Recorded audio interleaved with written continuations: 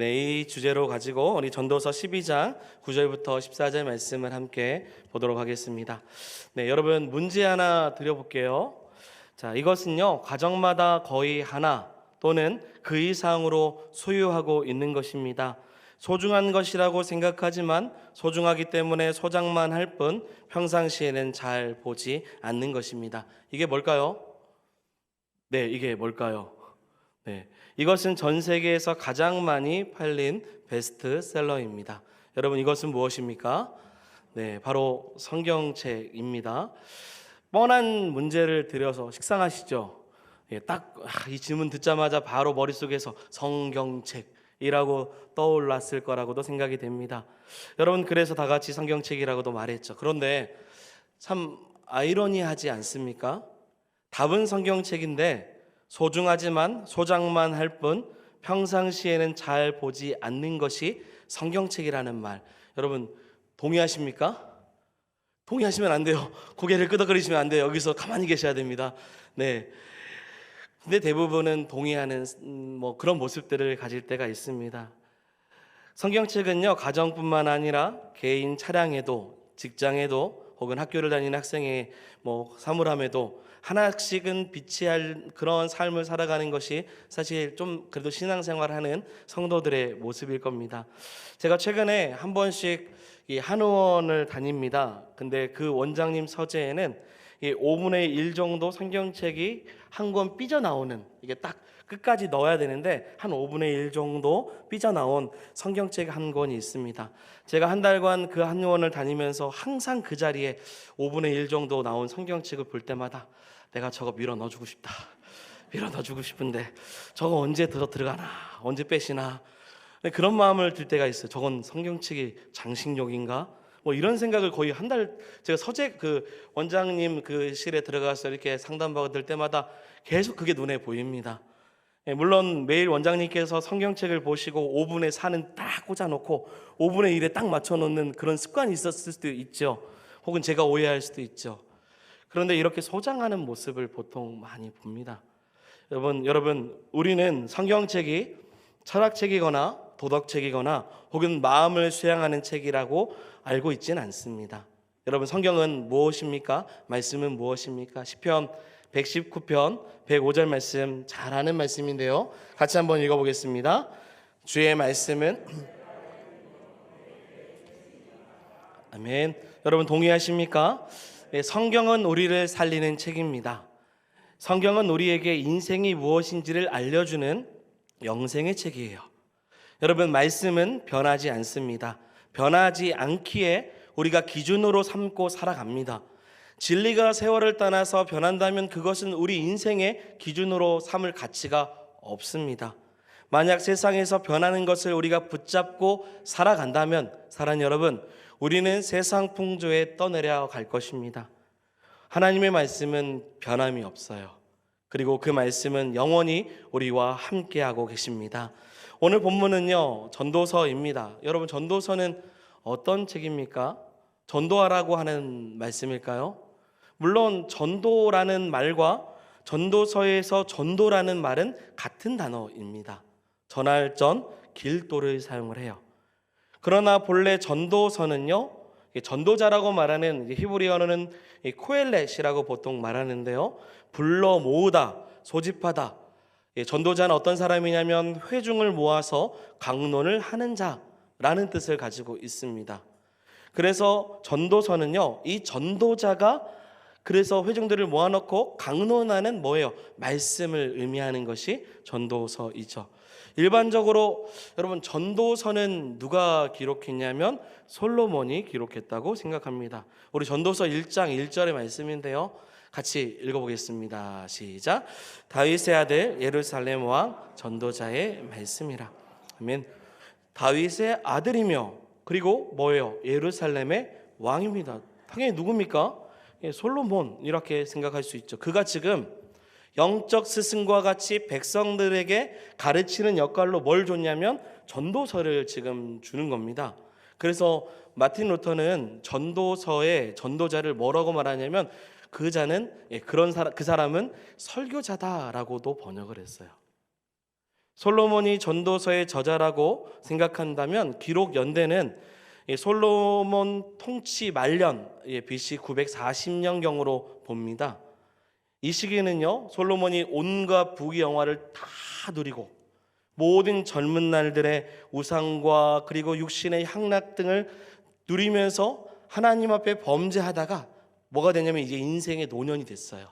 노년이 되어서 자신의 뼈아픈 인생의 체험들을 돌아보며 인생이 허무하구나, 하나님 앞에 철저하게 회개하는 그 시기 속에서 이 말씀이 기록되었다라고 볼 수 있습니다. 그러니 인생의 헛되고 헛된 그 젊은 날들을 생각해 보니 너무나도 잘못된 삶을 살았던 자신의 모습을 기억했기 때문에 여러분, 전도서는요, 젊은 청년들 혹은 다음 세대에게 주시는 말씀이 많습니다. 전도서의 결론이 무엇이냐면 결국 이거예요. 내가 가르치는 이 잠언을 잘 배우라. 이것이 전도서에서 말하고자 하는 핵심 내용입니다. 인간의 인생과 지혜는 다 헛되고 헛되니 인간의 지혜마저도 우리가 추구할 것이 아니라 세상에서 얻은 재물을 얻는 것으로 허탄한 삶을 살지 말고 여러분, 하나님만을 바라보십시오. 이것이 전도서가 우리 솔로몬이 우리 성경을 쓰면서 이 말씀을 읽는 모든 이들에게 가르치고 있는 말씀입니다. 아무리 하나님을 바라보지 못하고 세상 좋아서 살았던 시간들이 있었지만 이제는 하나님을 떠나서 해 아래 살아가는 인생이 아니라 하나님만 바라보고 하나님을 말씀을 지키는 삶을 살라라는 것을 강조하고 있는 것이 전도서입니다. 사랑하는 여러분, 오늘 전도서의 말씀을 통해서 하나님을 바라보기를 소망합니다. 하나님을 바라보는 것이 정답이에요. 인생의 정답은 하나님께 있습니다. 그것을 지금 솔로몬은 노년에 내가 경험해보니 모든 의지할 것이 아무것도 없습니다. 하나님을 바라보는 것이 여러분, 그게 정답이에요. 그 정답의 삶을 우리는 전도서를 통해서 배우고 있는 것입니다. 자, 그러면 오늘 본문입니다. 이제 오늘 본문의 말씀으로 들어가죠. 지금 전도자는 무슨 말을 하고 있는가? 우리 9절부터 11절까지 말씀을 한번 읽어보도록 하겠습니다. 같이 띄워주시고 읽겠습니다.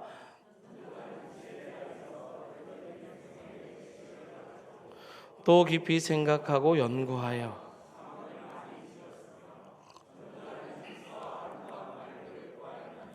진리의 말씀들을 정직하게 기록하였느니라. 11절이요. 같이 읽겠습니다. 지혜자들의 말씀들은 찌르는 채찍들 같고 회중의 스승들의 말씀들은 잘 박힌 목 같으니 다 한 목자가 주신 바이니라. 아멘. 여러분, 우리는 9절부터 11절까지 읽었는데요, 여기서 주목해야 될 두 구절이 있어요. 그게 뭐냐면 첫 번째는 진리의 말씀들을 정직하게 기록했다라는 거예요. 10절에 보니 진리의 말씀들을 정직하게 기록하였느니라 라는 겁니다. 두 번째는 뭐냐면 다 한 목자가 주신 바이니라 라는 겁니다. 여러분, 이 두 가지가요, 성경의 진리라는 사실을 밝히고 있는 겁니다. 무슨 말이냐면 여러분, 모든 성경의 말씀은 진리의 말씀인 줄 믿습니다. 그리고 이 모든 말씀이 한 목자이신 누구에게 나왔어요? 하나님에게로 나왔다라는 거예요. 성경의 저자가 아무리 40명이 넘고 오랜 시간 1600년의 시간 동안 기록되어 있을지라도 성경의 저자는 누구십니까? 하나님이십니다. 이 모든 내용이 한 목자에게 나왔습니다. 전도서에서 이 전도서를 기록한 솔로몬, 자기 백성들을 가르치기 위해서 그냥 생각나는 말을 한 것이 아니라 9절의 말씀처럼 깊이 생각했어요. 연구했습니다. 그래서 평생 3000개의 잠언을 말했고요, 그 중에 엑기스만 쫙쫙 다 모아가지고 375개로 뭘 만들었냐면 잠언서를 만들었습니다. 그런데 그 잠언서도요, 솔로몬의 머리에서 나온 것이 아니라는 거예요. 모든 성경이 한 목자로부터 나왔습니다. 바울은요, 디모데후서 3장 16절 17절에 이렇게 말합니다. 같이 한번 크게 읽겠습니다. 모든 성경은 하나님의 감동으로 된 것으로 교훈과 책망과 바르게 함과 이는 하나님의 사람으로 모든 선한 일을 행할 능력을 갖추게 하려 함이라. 아멘. 여러분, 모든 성경은 하나님의 감동으로 된 것을 믿으십니까? 네, 그렇기 때문에 이러한 고백을 지금 솔로몬 전도자가 말하는 거예요. 그러면서 전도자는요, 이 성경이 우리 인생에 어떤 역할을 하는지를 오늘 우리에게 소개하고 있습니다. 자, 11절인데요. 11절에 두 가지의 의미, 오늘 핵심인데요. 같이 한번 읽어보겠습니다.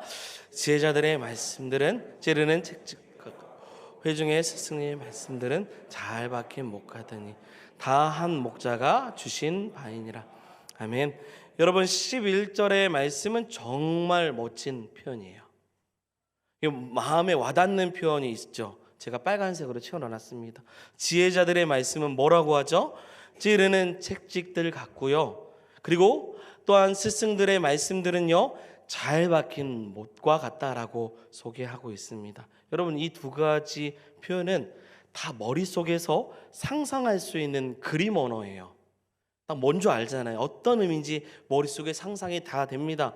채찍과 못은요, 성경을 읽는 독자들에게 익숙한 도구였습니다. 그 재료를 사용해서 하나님 말씀을 비유하신 거예요.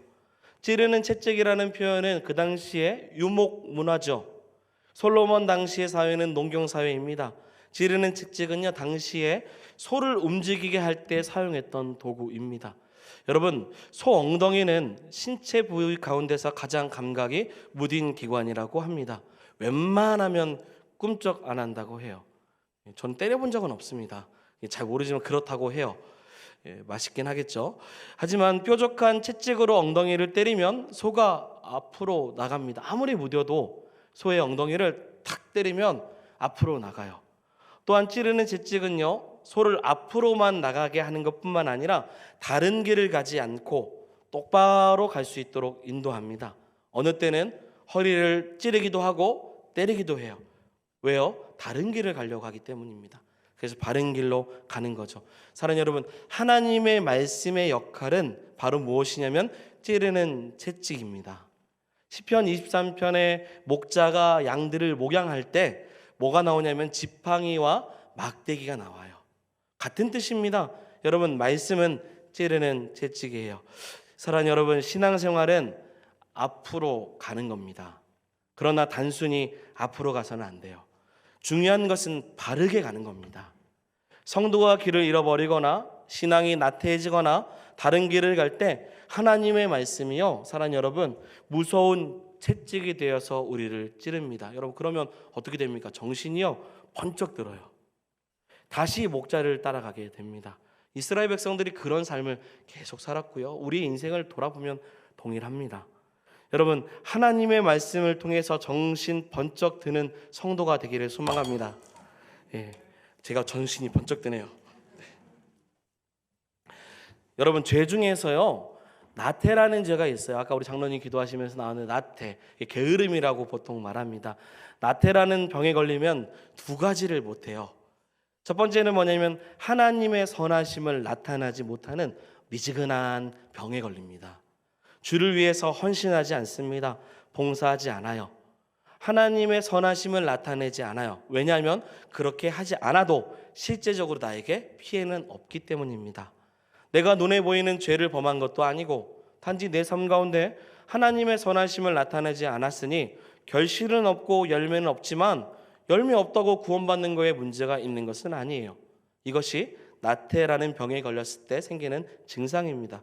두 번째 나태라는 병에 걸리면요, 하나님을 늘 전심으로 사랑하지 않아요. 열심을 내지 않습니다. 사랑하지 않는 것은 아니라 더 사랑하지 않아요. 나태의 특징은요, 행하지 않는 죄예요. 또 하나는 둔해진 마음으로 인해서 결단이 따라오지 않습니다. 송아지의 엉덩이처럼요, 웬만하면 꿈쩍도 하지 않아요. 그러면 나태병에 걸린 것입니다. 여러분, 저는 이 코로나 3, 4년 동안 보면서 많이 걸렸다고 생각이 듭니다. 한국교회 보면 많이 걸렸어요. 이전에 하나님을 사랑했던 마음, 섬겼던 모든 마음들을 코로나라는 그 시점 이후에 다시 하나님을 섬기는 그 마음들과 사랑하는 열심을 나태병이 걸리듯 멀리하고 있는 모습들을 본다라는 것입니다. 그러면서 나는 다른 길은 가지 않아요. 나는 그래도 주 안에 있습니다. 스스로 위안 삼고 자부심을 가져요. 사랑하는 여러분, 믿음은 경주입니다. 믿음은 가는 거예요. 진력하지 않고 제자리에 있는 것도 사랑하는 여러분, 저는 죄라고 생각이 됩니다. 그때 필요한 것이 뭐냐면 찌르는 채찍이에요. 맞을 단계가 된 것입니다. 사랑하는 여러분, 성경은 우리를 전진하게 만듭니다. 말씀은 우리를 바른 길로 인도합니다. 성경은 우리에게 정보를 주는 것이 아니라, 성경은 우리에게 좋은 말씀, 교훈을 주는 것이 아니라, 성경은 아픈 채찍과 같이 우리를 바르게 해요. 우리를 교훈합니다. 눈물 쏙 빠지게 하는 권위가 하나님의 말씀 가운데 있습니다. 그래서 선배 목사님들이요, 젊은 저희들 목사들에게 뭐라고 말하냐면, 예전에 하나님 말씀을 전할 때는 그 말씀이 아무리 아픈 말처럼, 그리고 서운한 말처럼 성도들이 생각해도요, 하나님의 말씀을 들을 줄 아는 귀가 있어서 말씀으로 교훈하고 훈계하면 그 말씀 옆에 자신을 돌아보았다고 해요. 그러나 오늘날에는 다르다고 합니다. 그래서 목회하기 힘들다고 저희들을 위로해요. 언제부터인가 귀에 달콤한 말을 좋아하고요, 위로하는 말씀 앞에서만 아멘을 한다는 겁니다. 그래서 아무도 아멘 안 하잖아요. 지금 제 채찍 얘기하면 아무도 대답을 안 하십니다. 여러분, 우스갯소리처럼 하는 말이 있어요. 오늘날 보통 성도들에게는 담임 목사가 개인당 3명씩은 있다고 해요. 한 분은 누구냐면 분당 우리교회 이찬수 목사님, 한 분은 누구냐면 선한목자교회 유기성 목사님, 한 분은 본인 교회 담임 목사님, 또 심심하면 4번째 목사님 장경도 목사님까지도 생각합니다. 뭐냐면 온라인과 인터넷 여러 가지 영상 매체가 발달되고 나서 되게 필요한 좋은 말씀들을 찾아 듣죠. 듣는 거 좋습니다. 기독교 방송 듣는 것도 좋아요. 그런데 저는 이런 생각을 합니다. 아픈 채찍을 견디지 못하고 견딜 생각이 없는 행동이 될 수 있지 않을까. 가장 성도를 잘 아는 목사는 담임 목사입니다. 이찬수 목사님이 우리를 몰라요. 저도 모를걸요. 네, 나를 위로하는 말씀을 찾아 듣는 거 좋습니다. 물론 여러 교회 목사님의 말씀을 들으면 영적 해가를 해야 돼요. 하지만 말씀을 골라 듣는 것은요, 찌르는 채찍을 피하는 행동이 될 수 있는 것입니다. 제가 요즘 들어서 갑자기 진짜 우연히 지은 한약을 먹고 있습니다. 오랜만에 한약을 먹고 있는데요, 오랜만에 먹고 나니까요 엄청 씁니다. 와, 이걸 내가 예전에 진짜 많이 먹었거든요. 근데 오랜만에 먹으니까 정말 먹기 싫은 거예요. 그런데 여러분, 옛말에 좋은 약은 입에 쓰나 몸에는 이롭다고 했습니다. 아무리 좋은 보약이 있으면 뭐예요? 쓰다고 집에 갖다 놓으면 아무 소용없습니다. 먹어야 건강합니다. 하나님의 말씀인 성경을 집에 여러 권 모셔놓으면 능력이 있습니까? 말씀을 통해서 변화되어야만이, 내가 말씀을 듣고 나를 향한 하나님의 말씀을 소화시킬 때 내 삶 가운데 하나님의 역사가 일어난 줄 믿습니다. 그것이 내 마음을 아프게 하는 것처럼, 마치 나 들으라고 하는 말씀처럼 하나님이 나에게 주실지라도, 그것을 내가 쓰다고 할지라도 받아 먹으면 그 말씀이 나를 살리는 역사가 일어나는 거예요. 두 번째입니다. 말씀은요, 오늘 11절에 보니 잘 박힌 못 같아요? 못과 같다라고 소개하고 있습니다. 여러분, 본문에서 말하는 못은요, 우리가 알고 있는 이런 못이 아닙니다. 여기서 말하는 못은 말뚝이에요. 말뚝. 양들을 이끌고 이 푸른 초장을 찾아다녔던 이 목자들이요, 들에서 잠을 자기 위해 뭘 치냐면 천막을 칩니다. 그때 천막이 바람에 날아가지 않도록 주변을 잘 고정시킬 수 있도록 말뚝을 박는 거예요. 이때 쓰인 말뚝이 지금 여기서 표현되고 있는 잘 박힌 못입니다. 여러분, 말뚝이요, 잘 박히지 않으면 어떻게 됩니까?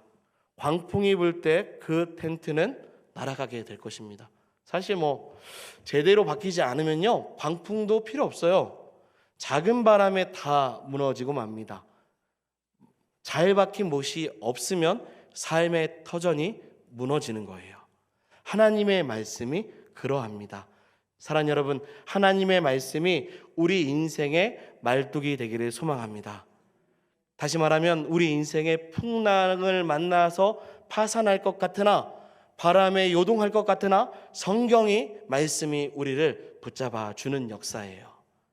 제대로 말씀을 읽고 연구하고 살아내면요, 어떤 풍파가 와도 흔들리지 않습니다. 여러분 2023년 4월 29일 지난달인데요. 인천의 이 검단 신도시 한 신축 아파트 공사 현장에서 지하 주차장 붕괴 사건이 일어났습니다. 다행히 늦은 밤에 일어나서 인명피해는 없었어요. 지하 주차장 1층의 지붕층과 그리고 이 하중으로 인해서 지하 주차장 2층 지붕층이 연쇄적으로 다 붕괴된 거예요.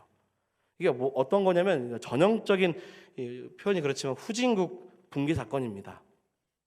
이 아파트 공사를 맡았던 건설 회사를요, 뉴스에 보니까요, 뭐라고 평가를 하냐면 순살이라고 표현해요. 순살이라는 단어는요, 이 건설사가 아파트를 지을 때 철근이나 뼈대를 빼먹고 콘크리트, 시멘트로만 아파트를 세웠을 때 비판으로 담는 언어가 순살이에요. 여러분, 마귀는요, 성도들의 믿음을 흔들어 놓습니다. 세워진 건물을 통째로 뽑아듯 우리 인생을 뽑으려고 해요. 무너뜨리고 유혹하려고 합니다. 사랑하는 여러분, 견고한 건물일수록 뼈대가 중요해요. 하나님의 말씀이 말뚝이고 우리 인생의 뼈대입니다. 뼈대가 있어야 뭐가 붙습니까? 살이 붙어요. 생기가 들어갑니다. 그럴 때 흔들리지 않는 살아있는 사람이 되는 겁니다. 그래서 흔들리지 않는 삶이 되도록 하나님의 말씀, 즉 잘 박힌 못, 말뚝이 우리 인생에 필요해요. 그렇다면 잘 박힌 못과 같은 우리 인생이 어떻게 될까? 에스겔서 37장 1, 2절에 보면 하나님께서 에스겔에게 마른 뼈가 많은 골짜기를 보여줍니다. 그때 에스겔에게 여호와 하나님께서 말씀하시죠. 에스겔서 우리 37장 우리 5절만 한번 띄워주시고요. 같이 5절 같이 읽어보겠습니다.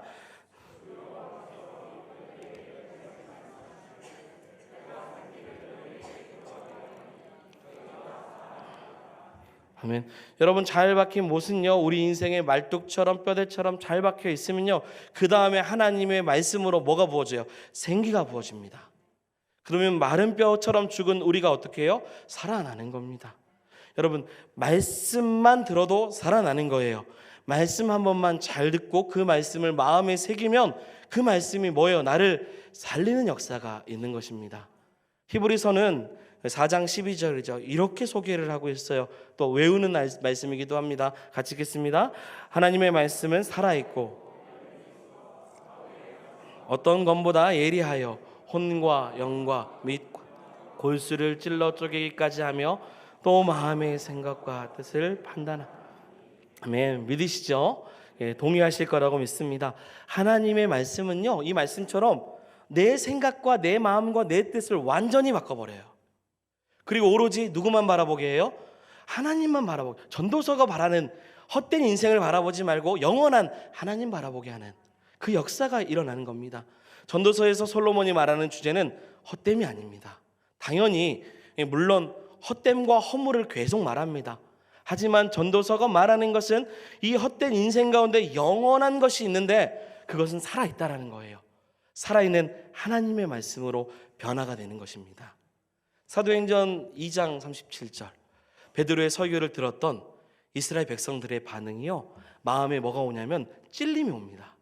그리고 사도들에게 말해요. 우리가 어떻게 해야 되면 우리가 어찌할꼬 라고 말해요. 그러자 베드로가 뭐라고 말하냐면 회개하십시오. 주 예수 그리스도의 이름으로 세례를 받고 죄사함을 받으라 라고 권면합니다. 하나님의 말씀에 찔림을 받으니 잘 박힌 못과 같이 말씀을 들을 때 마음은 아파요. 그 마음이 아프고 내 마음을 상하게 하는 것처럼 느껴요. 하지만 마지막에 되면요, 그 말씀이 나를 살리는 영양분이 됩니다. 양식이 돼요. 믿음 생활하다 보면 하나님의 말씀과 내 뜻에 충돌이 올 때가 옵니다. 안 올 수 없어요. 서로 다른 생각을 갖다 하나님은 나에게 요구하시는 게 있고 나는 이렇게 살아가기를 원하는 게 있어요. 그럼에도요, 사랑하는 여러분, 찌르는 말씀 앞에 잘 박힌 못과 같은 그러한 하나님의 말씀 앞에 서는 저와 여러분들이 되길 원합니다. 회개해야 돼요.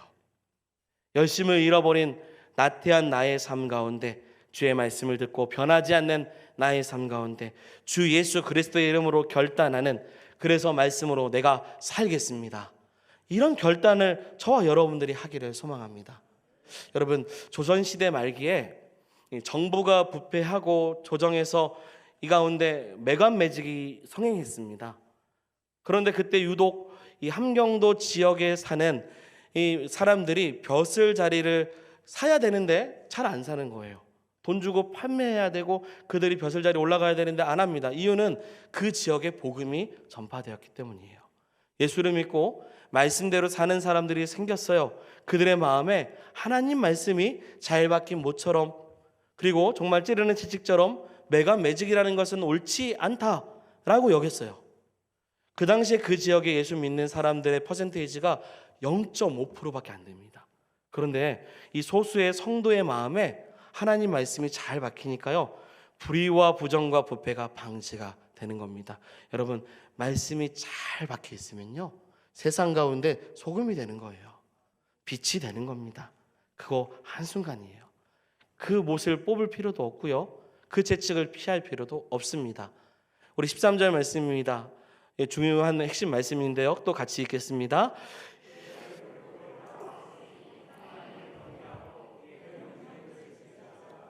이것이 모든 사람의 본분이니라. 13절은 전도서의 결론에 해당되는 내용입니다. 뭐라고 합니까? 일의 결국을 다 들었다. 이 말은 지금까지 전도자가 말한 모든 말씀을 들은 겁니다. 여러분, 이 말씀 보면 13절 다시 띄워주세요. 마지막 끝부분에 뭐라고 나와 있냐면 이것이 뭐예요? 모든 사람의 본분입니다 라고 했어요. 하나님 말씀이 우리 안에 새겨지면요, 내적으로는 저기 나와 있어요. 13절처럼 하나님을 내적으로는 경외해요. 외적으로는 뭐합니까? 하나님의 말씀을 지켜 행하는 것입니다. 삶이 변화가 되는 것이죠. 사랑하는 여러분, 그래서요, 오늘도 우리는 말씀을 듣고 변화가 되기 위해서 설교 마칠 때 뭐 합니까? 찬양해요. 그리고 결단, 기도를 하는 겁니다.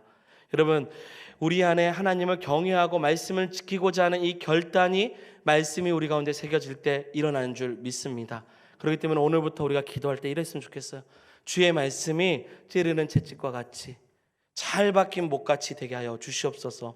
그 말씀을 통해 하나님을 경외하길 원하고 모든 말씀을 지키길 원합니다. 이것이 나의 본분입니다. 내가 살아가는 이유입니다. 마지막입니다. 우리 14절 말씀입니다. 이렇게 고백하죠. 같이 읽겠습니다. 하나님은 모든 행위와 모든 은밀한 일을 선악간에 심판하시리라. 아멘. 결국 우리의 삶 가운데 얼마나 말씀을 잘 지켰는지, 행했는지, 말씀대로 살아가기를 위해서 살아갔는지, 그 행위를 하나님께서 어떻게 하세요? 다 보시고요, 선악간에 뭐 하십니까? 심판하셔요. 우리의 결단과 의지가 잘 드러날 때 하나님께서 그걸 보시고 축복하시고 심판대 앞에 있을 때 우리를 살리셔서 잘했다라고 또한 하나님의 귀한 상급을 허락해 주실 것입니다. 여러분, 말씀의 뼈 위에 사는, 그 뼈대 위에 살을 붙이는 그러한 삶으로 사는 저와 여러분들이 되기를 소망합니다. 결론이에요. 여러분, 올해 표어가 뭐죠? 성경을 사랑합니다. 여러분, 성경을 사랑하십니까? 그 바른 말씀으로 우리가 살아갈 수 있도록 이제도 늦지 않았어요. 아직 놓치지 마시고 같이 말씀을 읽으시길 바라고요. 그리고 그 말씀을 가슴에 새기고 따라가는 저와 여러분들이 되기를 소망합니다. 네, 올해 주제 찬양인데 올해 말씀 앞에서 함께 말씀을 기억하며 찬양하겠습니다. 말씀 앞에서 경외함으로 내가 주께 홀로 섭니다. 생명의 말씀 읽고 순종해 주를 예배합니다. 한 번 더 말씀 앞에서 경외함으로, 말씀 앞에서 경외함으로 주께 홀로 섭니다. 생명의 말씀 읽고 순종해 주를 예배합니다. 기록된 말씀, 기록된 말씀 힘이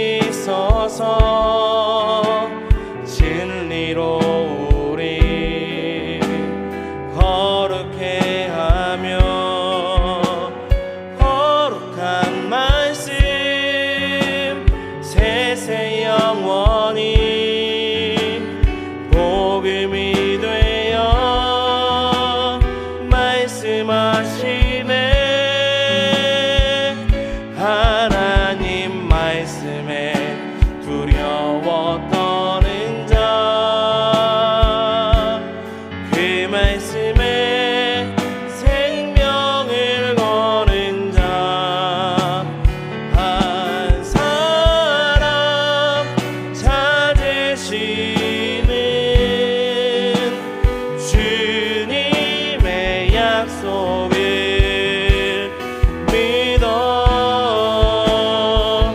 하나님 말씀에 운명을 거는 자 순종하며 주 따라가는 자 영원한 하나님 나라 이뤄갈 주의 교회여 일어나라 기록된 말씀 힘이 있어서 기록된 말씀 아멘 힘이 있어서 진리로